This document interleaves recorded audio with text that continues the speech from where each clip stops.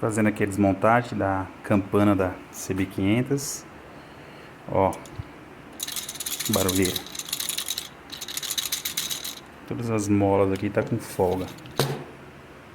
Ó, a mais firme é essa aqui. Essa aqui tá com folga, essa aqui também. Ó, as pastilhas já estão aqui, ó. Agora vamos fazer um trabalho aqui para calçar elas. Olha, ó, galera, só pra vocês verem, tá vendo como que vai colocando ela aqui, ó. Ó, se vocês observarem, a pastilha, ela tem um chanfrozinho, ó. Vou focar aqui, tá vendo como ela é, ó. Já vem com esse chanfrozinho pra ela facilitar a escorregada ali, só desce na pancada mesmo. Aqui, ó, a chavinha de fenda, ó, que eu quebrei a pontinha dela. Você bater nela aqui, ó. Você vai batendo até ela encaixar, fazer um clequezinho. É que eu não tô conseguindo com as duas mãos aqui. Ó, com a chavinha de fenda com a pontinha quebrada, ó, senão ela escorrega, ó.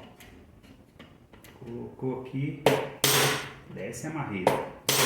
Ó, tá descendo, né? Ó, aí só falta só um pouquinho. Aí, viu? Não está pra ver. Encaixou bonitinho lá, ó. Acabou a folga da mola. Beleza? Vai fazer um por um aqui na manha.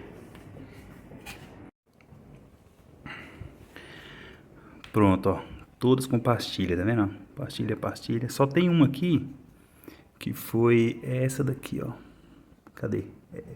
Essa aqui eu não consegui pôr, mas ela tá muito com pressão. Aí, como ela tá com a pressão bem forte, teve muita dificuldade de colocar a pastilha, então eu não vou pôr nela não. Mas nas outras 5, agora ó, ó. Nada de barulho, tá vendo? Os disquinhos tá aqui com separadores, né? A moto tá aqui desmontada. Agora eu vou tirar esse resto de junta aqui, raspar direitinho. Na tampa também, colocar uma junta nova. Montar a campana aí, pôr um óleo novo. E pronto, zero. Embreagem montadinha.